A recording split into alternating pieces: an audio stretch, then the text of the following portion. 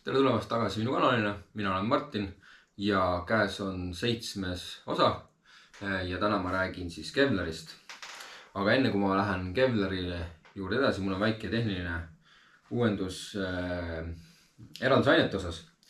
Kuna mul sattus kätte siukene keeruline detail, kuhu PVA-d pulveriga lasta oli keeruline, siis ma läksin tagasi selle eraldusvaha juurde ja ma avastasin siukse huvitava olukorra, kus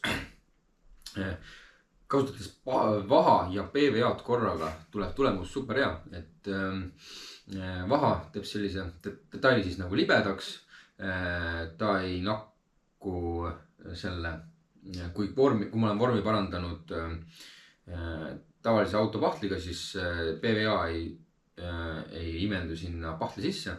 Ehk siis see vaha eraldab PVA-d ja detaili ja PVA siis ei jää nagu, ei tea, pärast kui ma võtan detaili välja, siis see PVA ei ole nagu nahk seal peal niimoodi. Ehk siis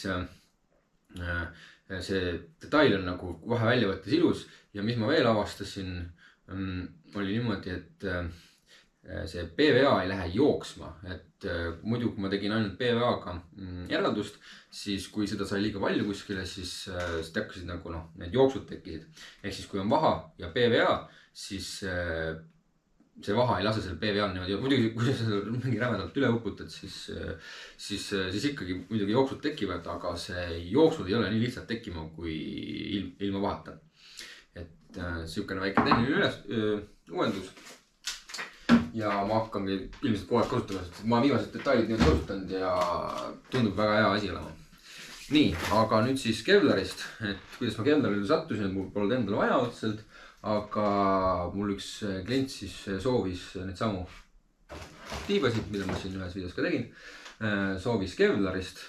Kevlari siis eelis tavalise klaaskiu ees on siis see, et ta ei lähe puruks nagu seda moodi nagu läheb klaaskiud. Klaaskiud läheb siis lihtsalt nagu sellisteks, no ütleme võrdlemisi lihtsalt, et paned haamriga laksu peale, eks ole, siis tal on auk sees.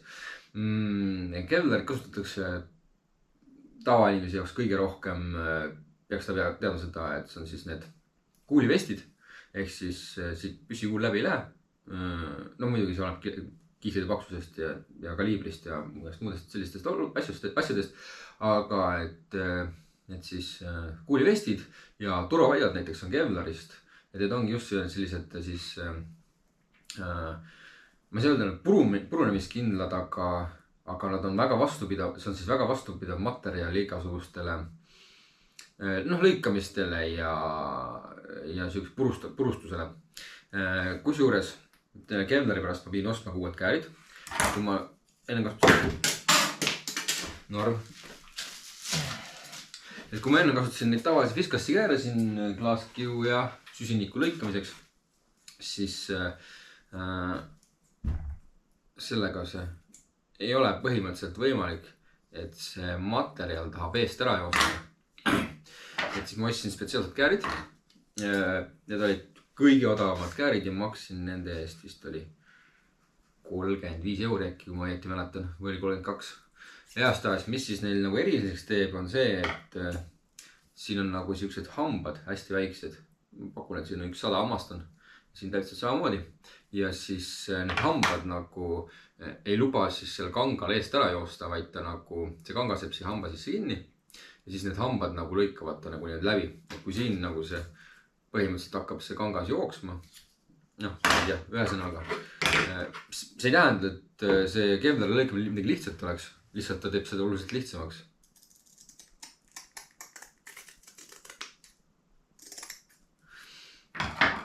Et seda saa nagu lõigata küll nüüd.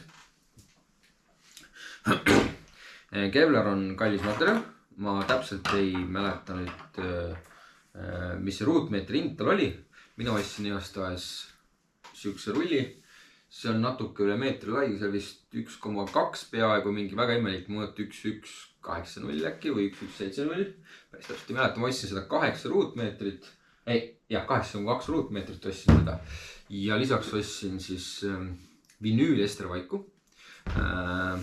kokku läks see komplekt mul maksma 226 euri vist, et see on niisugune päris kallis materjal, ütleks niimoodi, et samasugune kogus klaasriiet ja polüestrit oleks maksma läinud, ma arvan, et võib-olla, ma ei tea, kas ma seal 50 euroga vist oleks vist isegi välja tulnud, ma arvan, et väga päris kallis materjal.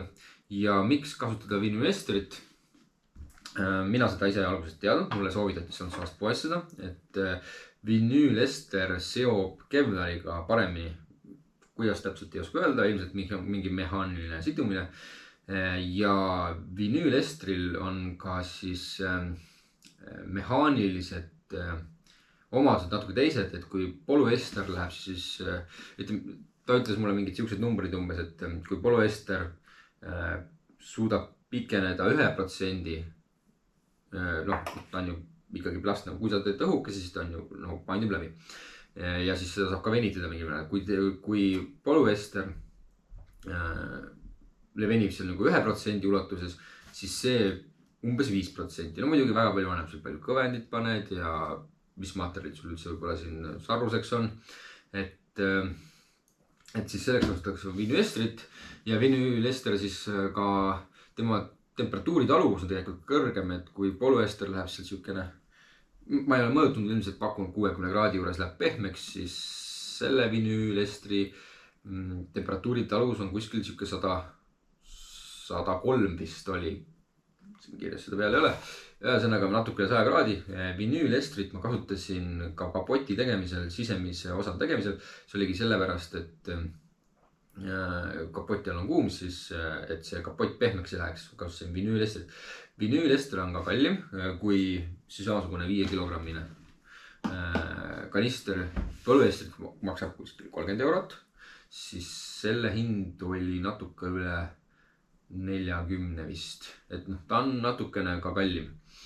Ja kuna ma polnud varem selle materjali kokku puutunud, siis ma tegin selle segu, tegin samasuguse nagu polüestri oma, ehk siis ma kasutasin 1% butanox kõvendit. Ja probleem oli, mis probleem tekkis, oli see, et ta ei tahtnud ära taheneda. Et ma nagu läksin selle teadmisega peale, et ta on sarnane nagu polüester, ehk siis läheb kiiresti, taheneb käes ja et palju korraga ei tee ja nii edasi. Aga tuli välja, et see ei olnud piisav, ta jäi mul nakkuma, et ta nagu 2 päeva hiljem ikka veel. Nüüd ta enam ei nakkusin, eks ole. See on nüüd mingi üle nädala aja siin seisnud mul juba. Et ta nakkus seal siukene 2 päeva ja siis järgmise detaili ma tegin juba 2%-lise selle kõvendit, 2% mahus massist panin siis kõvendit ja sellega tuli tulemus oluliselt parem. Küll aga 2%-le tahtis ikkagi süldiks minna, et isegi, ütleme nii, et mul tööaeg oli vist mingi tund aega. Et ta läks tunni aja jooksul ikkagi, ta ei läinud niimoodi süldiks nagu läks polüester läheb nagu niimoodi läheb süldiks ja siis see nagu kasutada ei saa. Et vinüülester läks nagu veidi tahkeks ja siis teda sai nagu kasutada, aga teda oli nagu raske kasutada. Et ta nagu siia riidest sisse üldse ei tahtnudki minna, absoluutselt, et väga tüütu oli see, et ma viskasin mingisuguse koguse lihtsalt minema ja tegin otsast peale uuesti. Ja ma kasutasin siis temperatuuri ka, mis oli siis muidu, kui ma polüestri kasutan seda minimaalselt, ütleme 18 ma üritan sees hoida, praegu mul on siin suvine aeg, siis on natukene rohkem, et isegi 20 tekib. Aga vinüülestril siis ma põhimõtteliselt soojendasin selle mingisugune 23-24 kraadini, vist isegi läks rohkemaks. Et mul on elekter tasuta käes sisuliselt, siis ventilaator võib siin puhuda. Et see soojus andis talle siis seda nagu, ta lihtsalt nagu tahenes kiiremini ära. Ja mis mul selle detailiga veel probleem tekkis, oli see, et mina olen arvanud niimoodi, et üks päev teen detaili ja teine päev võtan välja, siis ma avastasin, et mul mingid detailid kuivasid kõveraks. Ehk siis ma võtsin detaili välja, vaatasin, okei, timm, panin ta seina äärde. Ja pärast, kui ma alt ära võtsin, siis ma vaatan, et detail on kõver. Ehk siis, õnneks on niimoodi, et teda on võimalik painutada. Ma tegin suhteliselt õhukesed 2 kihti riiet, nii et detailid on iseenesest õhukesed, aga ütleme vabas olekus on nad ikkagi kõverad. Et siin selle poritiivaga on see jättis hästi enda kujusse, sellepärast et ta vist on, kuna ta on nagu niivõrd, tal on kujupindasid hästi palju, siis ta ilmselt ei vaju läbi. Aga siin jah, mingid õhukesed detailid, millel nagu mingid, ütleme, sisemist struktuuri pole, siis nemad siis nagu jah, vajusid läbi. Nii, mis siis veel? See on siis riidetükk, mida ma üritasin enam lõigata. Kuidas teha niimoodi, et see detail oleks võimalikult tugev? Ilmselgelt ühest detailist, ühest riidekihist ei piisa. Ehk siis ta jääb sükene pehme. Mul on tegelikult on näha ka, et kui ma siin on 2 kihti riiet, siis tegelikult ta on tegelikult niivõrd pehme, et ta paindub ilusti läbi.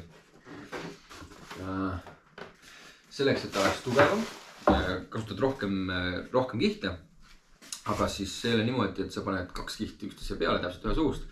Et siis on, et kui see, ütleme, see tavaline riie on, kiud on siis sellised, ühed kiud on sellised ja teised on siis niimoodi ristipidi, siis ei ole mõtet panna nagu 2 kihti, paned ühe kihi ja siis paned teise kihi otsa täpselt samamoodi. Et siis selleks, et detail oleks tugev, peaks olema niimoodi, et teine kiht on siis 45 kraadise nurga all. Ja üks võimalus on muidugi see, et sa lihtsalt paned esimese kihi ilusti, ütleme siis detaalisse niimoodi ilusti ära, nagu näitasin. Ja siis teise kihi siis lihtsalt nagu lõikad mingisugused, mitte ma ei saanud kolmnurgad, aga võtad sellest suurest kangast ja lõikad siis 45 kraadised siilud, eks ole. Mis siis probleem tekib aga on see, et kuna see materjal on kallis, siis seda materjali nagu väga rasjata ei taha ja siis jäävad mingisugused kolmnurgad alles. Siis üks meetod, mida mina nagu välja mõtlesin, ma ei tea, kuidas ta struktuurselt tegelikult mõjub, et võib-olla tema struktuuriliselt on täiesti kasutu, võib-olla ta töötab, on see, et isegi kui need kiud on nagu sirged, siis kui see oleks ruut, siis tõmmata ta niimoodi, siis vähemalt see mesh jookseb nagu viltu. Ta ei ole, jah, kui sa seda kõvasti sikutad, siis saad 45 kraadise nurga all, et siis saaks nagu ruudus saaks ikkagi 45 kraadise selle meshi, aga niimoodi, et see materjali ei kaota. Nii. Mis siis veel? Lõikamisest rääkisin. Kui detail on valmis, siis kuna seda oli nagu näha juba, et see kääridega oli väga raske lõigata, siis selle trimmimine ei ole ka mitte midagi lihtsat. Ma siin küll proovisin, aga see on siis relakaga lõigatud. Relakaga sain kõige paremini hakkama. Ega ta midagi lihtsalt just ei olnud, aga tal jäävad siuksed kiud jäävad ikkagi püsti. Et need siis tuleks nagu kääridega üle käia. Või siis lihtpaberiga põhimõtteliselt ei olegi võimalik, et ma ei tea. Ma ei ole tegelikult proovinud. Just praegu tuli see kaadres see mõte, et võib-olla proovida Jaxiga põletada võib-olla, et äkki see võib-olla aitab. Aga ühesõnaga siuksed narmad jäävad ja need on nagu nii tüütud, sellepärast et seda lihtsalt nagu ei saa ära, nagu lihvida ei ole võimalik ja kui on mingisugune, ütleme, sa lõikasid seda ma lõikan kähitsi, eks ole. Ma lõikan siis kähitsi ja siia ei tule nagu ideaalne sirglõige, ma teen seda kähitsi, siis tahaks nagu lihvida, eks ole, seda liivapaberiga nagu siledaks, siis see on bardakk lihtsalt, sealt ei tule midagi välja, et nagu väga halb. Et ma arvan, et järgmine kord ma lihtsalt kasutan mitte siis puhast kevlarit, vaid ma võtan mingisuguse hübriidi. Ilmselt hübriidiks on siis süsiniku ja kevlari segu, ehk siis on nagu üleähe on see süsinik ja kevlari, süsinik kevlar. Et võib-olla seda on siis lihtsam nagu töödelda nagu lõikamise ja siis lihvimise poole pealt. Et hind tuleb neil põhimõtteliselt sama, et süsinik kevlar oli natukene kallim, kuna süsinik iseenesest on kallim. Ja nii, mingisugune, üks veel tähtis nipp, et kuidas lõigata siis riiet, et ta on küll siin pikk rull, eks ole, aga kui ma selle siia laua peale ära jaotan, siis ega see riie mul seal nagu ideaalne ei ole, et see kiud ju lookleb natukene ja siis et seda on nagu raske lõigata, noh, see on üks asi on see, et võid paned rihtlatilava peale ja siis tõmbad markeriga joone, eks ole. aga see ei tähenda seda, et sul kiud ikkagi niimoodi läheb, sest sa lõikad neid kiude nagu laineliselt. Ehk siis, et kuidas saada kätte siit see sirge lõikejoon. Ma panen see kangana sirgelt. Mul on siin juba välja võetud ka. Suurema selle kaamera teistmoodi. Mis ta teha annab. Lõigata. Mul on välja põdematud üks kiud ja selle kiuga on siis niimoodi, et sa tõmbad selle kiu siit välja.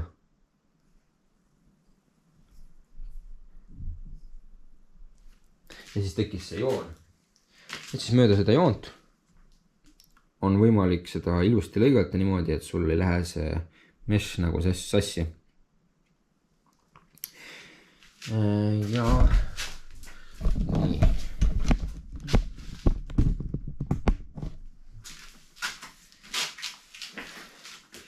Ja ma arvan, et Keldari jutuga ongi siis kõik.